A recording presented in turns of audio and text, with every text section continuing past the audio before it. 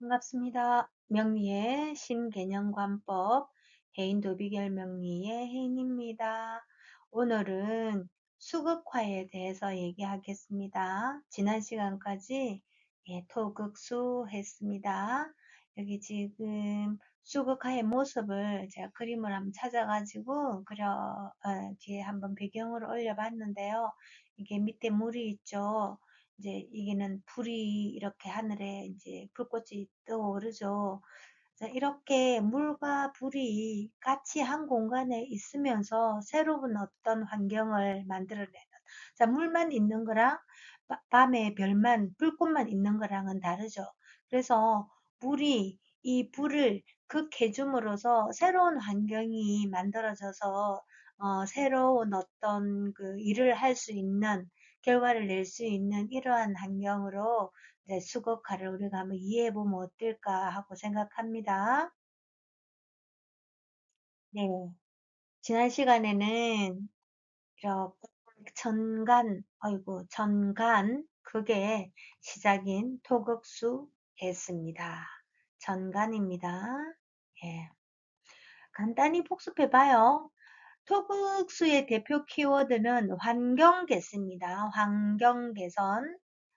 우리 토국수의 대표 키워드 환경 개선 알아두기로 해요. 또 이 각각 4개의 토국수의 대표 명패들이 있어요. 기극계, 기금임, 무극계, 무임 이렇게 있었죠. 기극계는 나에게 맞는 환경을 개발하고 기극임, 헤어 보내기였으며 무극계는 새로운 세상에 맞게 지식을 받아들이며 무극임, 시장 조사와 경영 능력으로 파급 효과를 만든다 라고 했습니다. 자, 이 키워드나 대표 명패는 딱 그 하나에만 국한시키지 말고 전 방위로 확장해서 적용해 보는 것이 필요합니다.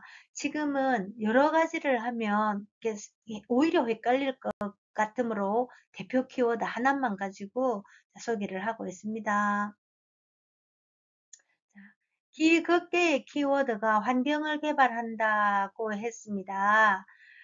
환경 개발이 뭐 특별하고 대단한 것은 아니에요.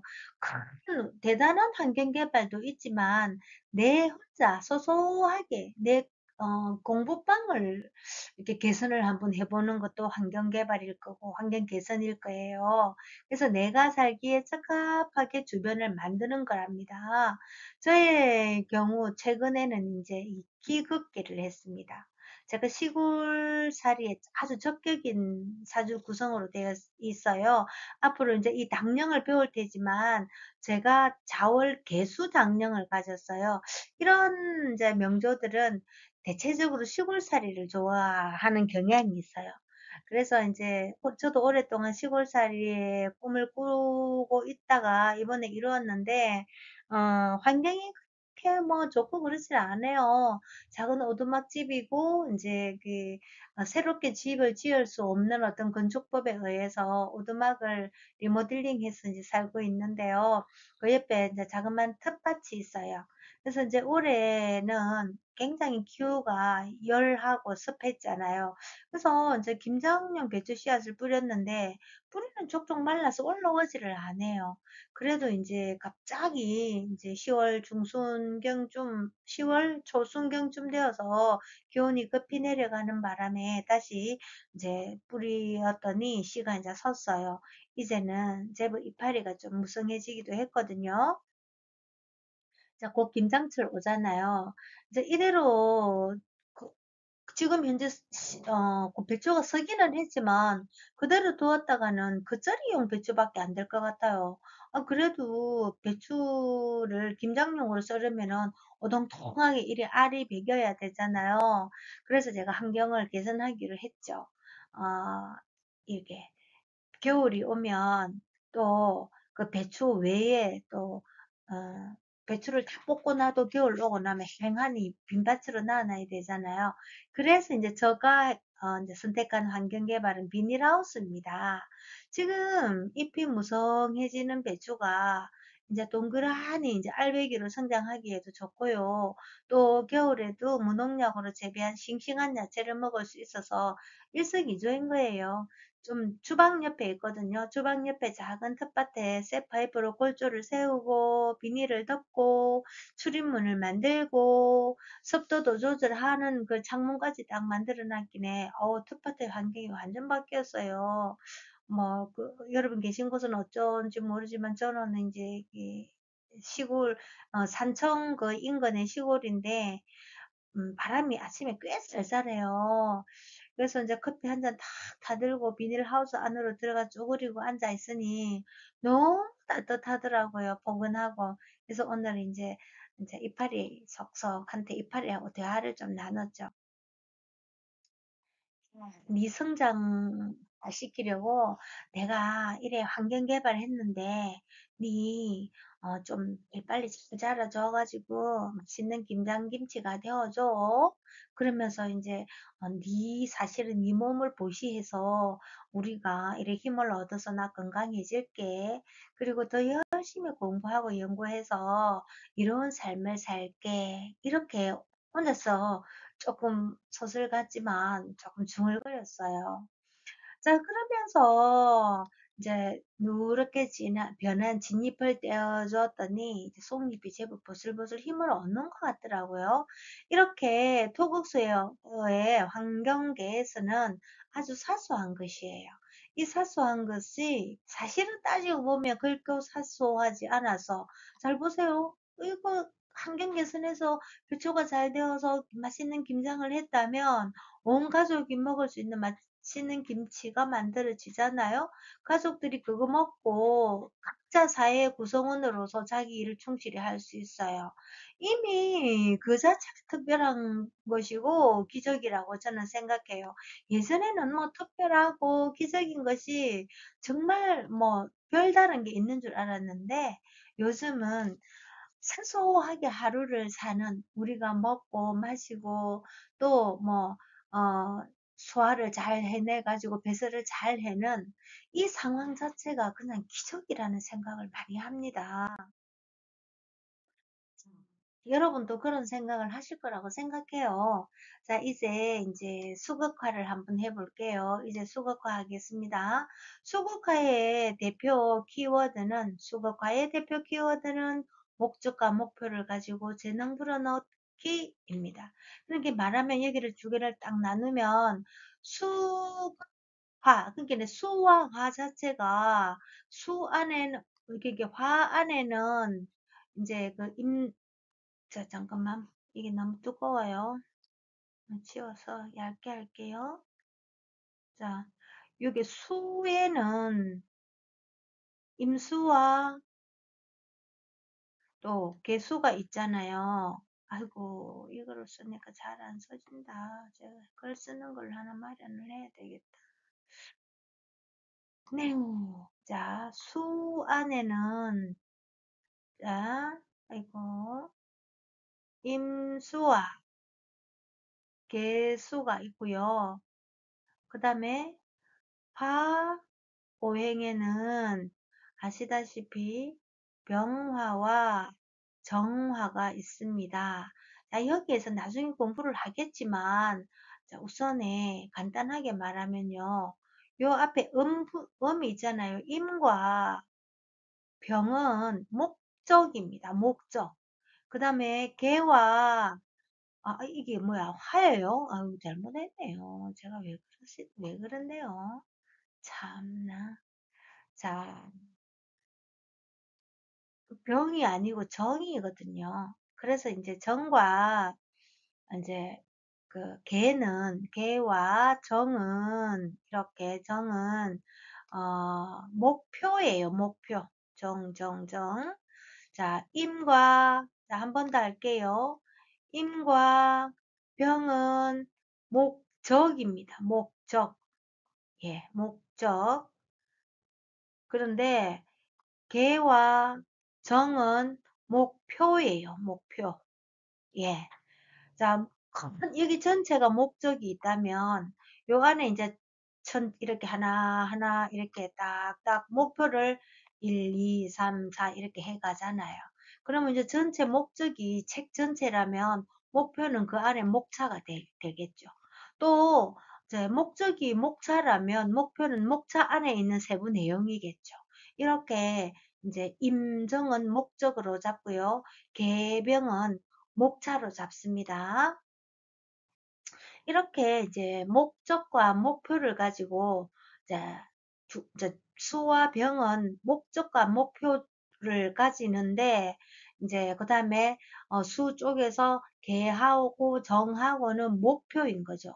그래서 다 합하면 목적과 목표 이렇게 반 딱 나눌 수 있어요. 수와 화가. 그 다음에 수화는 다 재능을 불어 넣어요. 제주 재능. 제주 재능은 감정일 수도 있어요. 자, 감정의 온도라는 말 여러분 아시죠? 예. 감정의 온도에서 이제 수는 좀 이렇게 낮아요. 좀 우울하고 어둡고. 예. 그런데 화는 이제 높아요. 높고 이제 위에 이렇게 밝죠. 긍정적이죠. 나중에 다 배울 겁니다. 우선에는 지금 수극화를 하기 때문에 이것만 얘기를 하겠습니다. 이렇게 이제 그 수극화라는 것은 목적과 목표를 바꿈하는 거죠. 그리고 이제 재능도 불어넣는 겁니다. 그러니까 내 명조에 수오행이나 화오행이 없으면 목적, 목표 세우기가 힘들고요. 재능을 발휘하기가 원활하지 않아요. 내 안에는 재능이 엄청 많습니다. 많은데 필력법에서 이 재능을 이렇게 불어넣는 게 참 잘 안 돼요. 뭐 어디에? 결과물에. 아, 즉 목과 예, 목과 금이 결과물이거든요. 나중에 할 건데 이 목은 사람에 해당되는 거고 금은 물건에 해당되는 거죠. 목은 가벌이 있고 금에는 경금, 신금이 있죠. 이런 것처럼 그 안에 이제 이 결과물에 이 수와 하가 재능을 넣어가지고 어떤 결과물을 만들어낼 겁니다. 이 결과물을 만들어낼 수 있도록 노력하는 그 글자에는 또 토예요. 아시다시피 토에는 모토와 기토가 있잖아요. 자, 이렇게 연결되어서 모든 게 조합이 되어서 천간을 이루고 있답니다. 자, 살기야 살죠. 살지만 뚜렷한 목적과 목표를 가지고 사는 것과 그냥 사는 것과는 결과가 달라지겠죠. 또 재능을 발휘하기에는 좀 건조해요. 왜냐면 온도가 없잖아요. 뜨겁고 차가운 온도가 없어서 그저 그냥 메마르다고 해야 되나요? 재능이 없다는 얘기 아닙니다. 그냥 물질적이고 현상적이고 결과적인 마인드로 살아간다는 뜻이라서 그래요. 그래서 수화가 없는 분들은 감정적인 온도가 약한 모습을 보이곤 해요. 앞에서도 말씀드렸잖아요. 천간의 모든 생과 극은 계절에 맞게 쓰이면 자, 계절에 맞게 써야야 전문성을 획득합니다. 계절과 어긋나게 쓰이면 교양 수준으로밖에 못 쓰입니다. 이거는 치질을 배워야 알 수 있는 거라서 한꺼번에 다 하면 여러분 안 그래도 도비결이 낯선데요. 도비결 관법이 굉장히 낯설거든요. 지금 시중에 이제 점점 퍼져가고 있는 중이라 아직도 관심도 많이 없고 도비결에 대해서 강의할 수 있으신 분도 거의 없어요. 그러다가 보니까 이제 낯설어서 저는 하나하나 해드리겠습니다. 자, 이 수국화에도 4개의 극이 있습니다. 아시다시피 생에도 우리 다 4개씩 했잖아요. 자, 임계가 수고, 병정이 이제 화이기 때문입니다. 그래서 임극병, 임극정, 개극병, 개극정이에요. 자, 개극정 하니까 발음이 좀 이상하네요. 집에 두고 반려견 걱정한다는 소리로 들려요. 자, 임극병의 대표 명패는 부를 추구하던 목적을 받고 귀를 추구하다입니다. 임은 온도가 낮지만은 부를 추구하는 글자예요. 아까 시장통이라고 했잖아요. 앞전에. 그런데 병은 사람을 운영하는 운영자라고 했잖아요. 그래서 귀한 삶을, 명예를 추구를 해요. 이게 이제 그걸 받다가 보면 바뀌어 버리는 거죠. 목적이 변화돼 버리는 거죠. 자, 임은 시장통일을 했고 이윤 추구해서 부자가 되는 것이고요. 그게 목적이지만 병은 사람을 운영하는 운영자이고 이윤 추구보다는 존경받으며 귀하게 사는 것이 목적이기 때문입니다.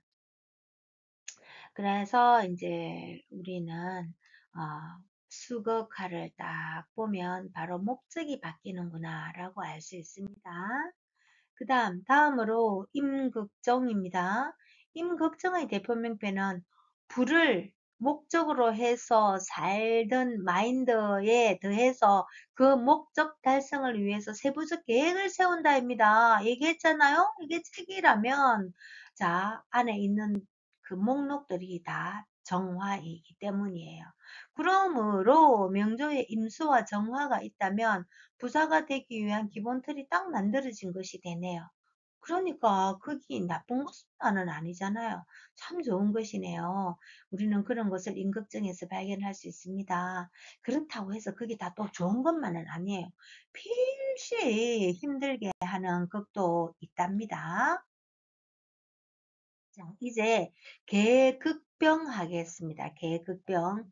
개극병의 대표 명패는 얼어있던 지식. 이게 개가 추우니까요.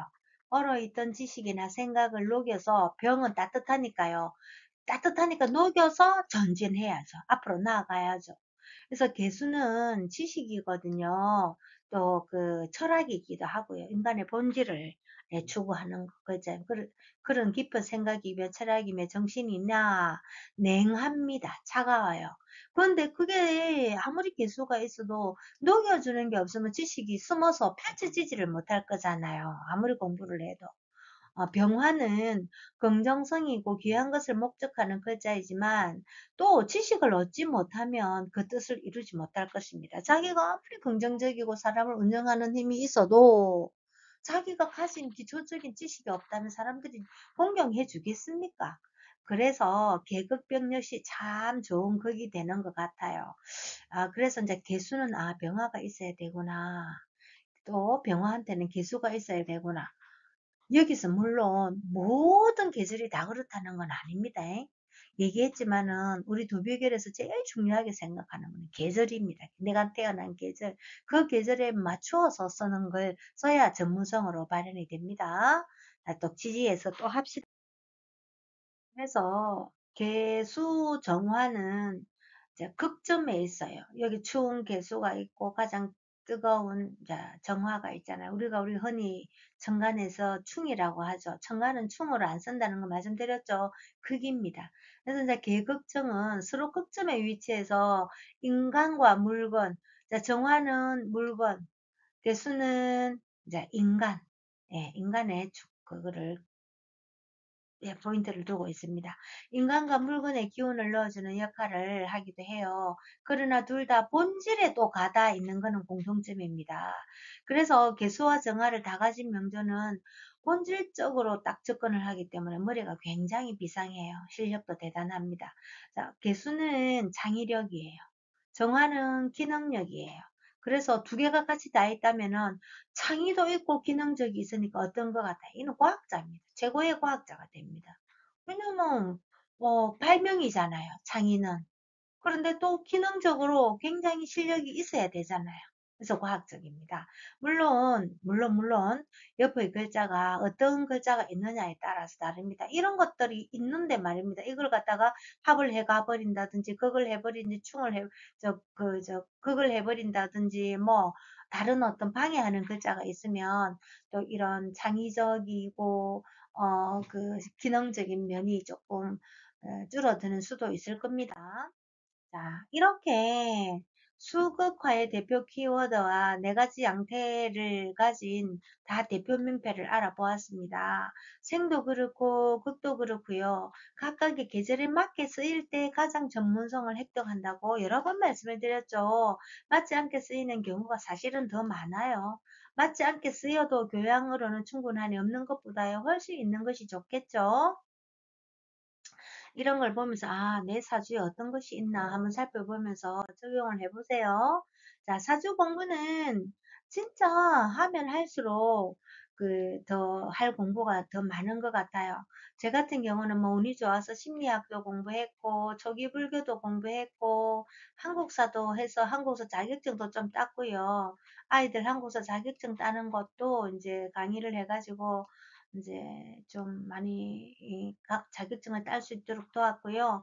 또 문학을 했죠. 그래서 신춘문예 당선도 2번을 했지만 사실은 명리학에 대하면 턱없이 모자랍니다. 명리학을 진짜 더 폭넓게 하려면 경제도 공부해야 되고요. 정치도 알아야 되고요. 세계사와 세계사적 인물에 대해서도 더더욱 공부해야 됩니다. 어디 그것뿐만이겠습니까? 우주적인 우주학, 천문지리학, 점수학까지도 안 해야 될 공부가 없죠. 그런 것들이 다 망라되면 얼마나 깊고 넓은 그런 명리학자가 될 수 있겠습니까? 그래도 저는 참 다행한 것은 제가 불교계에 몸을 담아가지고 이제 부처님 가르침이 이제 제 뼈에 각인이 되어 있어요. 참 많이 삶에서 도움이 돼요. 사람이 어떻게 이제 이렇게 그 육건이라고 하잖아요. 우리가 안이비설신의 6가지 근 뿌리가 있어요. 고통을 양산하는 뿌리. 그리고 그 안이비설신이가 대상으로 해서 고통을 양산시키는 대상이 있어요. 그게 색성향미촉법이거든요. 그래서 이제 자, 눈은 색, 보면서 좋은 것만 보고 싶고, 성, 들으면서 좋은 소리만 듣고 싶고, 예, 미, 맛보면서 맛있는 것만 먹고 싶고, 촉, 이렇게 만질 때 부드러운 것만 이렇게, 예, 만지고 싶고, 색, 성향, 미, 촉, 성, 향기로는 이렇게 좋은 냄새만 맡고 싶고, 예, 법이야 뭐 좋은 법을, 예, 취하고 싶은 거겠죠. 이래서 사람이 아무리 깨달아도, 부처님조차도, 예, 깨달아도 이 육건이 있기 때문에 고통은 양산됩니다. 근데 고통을 이제 빨리 없애기 위해서는 그 자리에서 바로 알아차림하는 것이 가장 중요합니다. 우리 이 정신은요, 머리는요, 참 바보예요, 알고 보면. 그래서 2가지 생각을 동시에 할 수가 없습니다. 2가지 생각을 동시에 할 수 없으니 어떨 것 같아요? 화가 딱 나요. 저기서 막 화가 막 부룩부룩 나요. 화가 막 부룩부룩 솟아올라요. 이 순간에 딱 알아차리면 화가 뚝 저만큼 떨어져요. 그래서 이제 저희들은 3번 호흡을 하라고 합니다. 여러분 한번 성 날 때를 한번 상상해 보세요. 성이 푹 나서 입으로 꽉 내지르고 싶어. 그런데